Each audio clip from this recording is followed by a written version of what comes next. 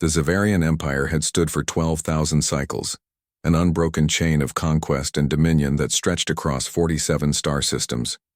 Their prison complexes were legendary throughout the galaxy, not for their cruelty, but for their absolute efficiency.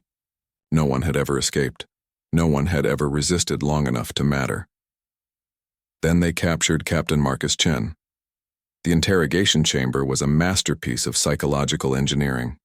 The walls shifted colors based on the prisoner's stress levels. The temperature fluctuated to prevent adaptation, and the gravity could be adjusted to crush or disorient. High Inquisitor Vextal had broken thousands of prisoners in this very room. Warlords, rebel leaders, even a few supposedly unbreakable warrior monks from the Krathes collective. The human sat in the center, restrained by energy fields that would deliver agonizing shocks at the slightest movement. His uniform was torn, his face bruised, but his eyes remained clear. Disturbingly clear. "You will tell us the location of Earth's military installations," Vextal said, his mandibles clicking with confidence. "All prisoners talk eventually. It is simply a matter of methodology." Marcus smiled. It wasn't a pleasant smile. "You really don't know much about humans, do you?" That was 3 weeks ago. Vextal stood before the Council of Overlords, his confidence replaced by something the Zavarians rarely experienced: fear. "The human has compromised 17 guard units," he reported, his voice barely steady. "He convinced them to question orders, to question the Empire itself." Overlord Jacques Toon leaned forward, his massive frame casting shadows across the chamber. "How is this possible? You said he was restrained, isolated, monitored every moment." "He talks," Vextal said simply.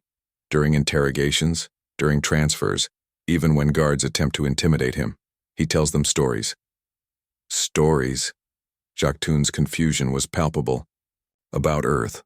About something he calls the French Revolution, the fall of tyrants, the American Civil Rights Movement. He speaks of ordinary beings rising against impossible odds. He makes the guards think about their own lives, their own families suffering under our expansion policies." Vextal's voice grew quieter. "He makes them remember what it means to choose." The council chamber fell silent. "Execute him," Jacques Toon ordered. But it was already too late. The guards assigned to carry out the execution arrived at Marcus's cell to find it empty. The energy restraints were deactivated, and on the wall, written in standard Zavarian script, was a single message: "All systems that forget their people are built on sand." The prison complex had been designed to prevent escape, not to prevent a coordinated internal uprising. Within hours, Marcus had united 300 guards, beings from a dozen different species, all enslaved or conscripted into Zavarian service. He didn't ask them to fight. He simply asked them to remember who they were before the Empire told them who to be. The rebellion spread like wildfire through neural networks.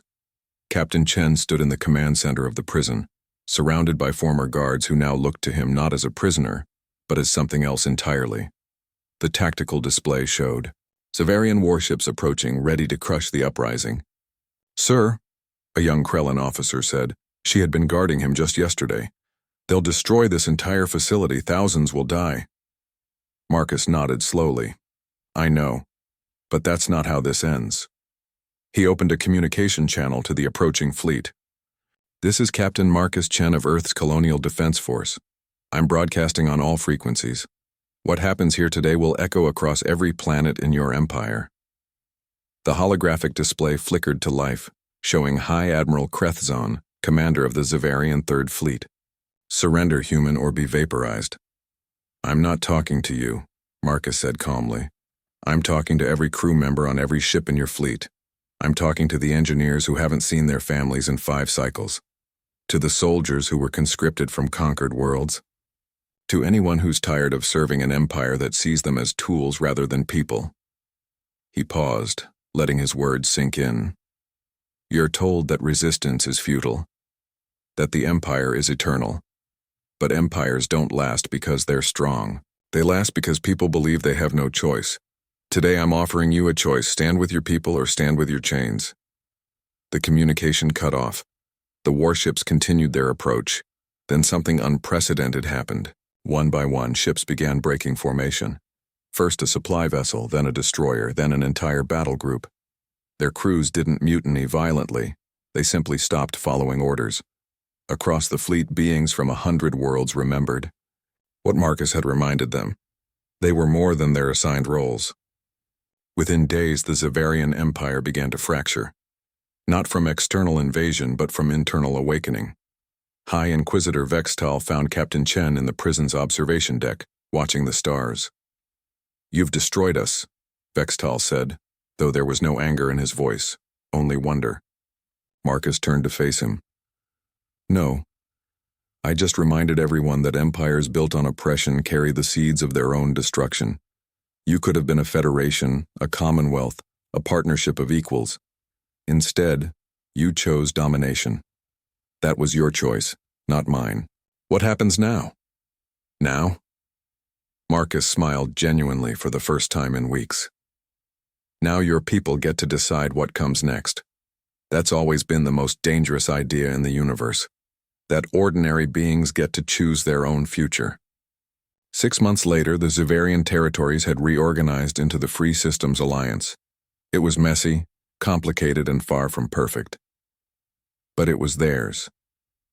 Marcus Chen returned to Earth not as he escaped prisoner, but as an ambassador.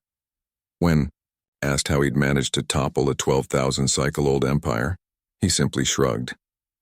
"I didn't break their empire. I just showed them it was already broken. They did the rest themselves." And across the galaxy, tyrants began to realize the terrifying truth. Humanity's most dangerous weapon wasn't their technology or their military might. It was their absolute, unshakable belief that freedom was worth fighting for, and that anyone, anywhere could choose to be free. The Zavarians had tried to break one human prisoner. Instead, he'd given an entire empire permission to break their own chains.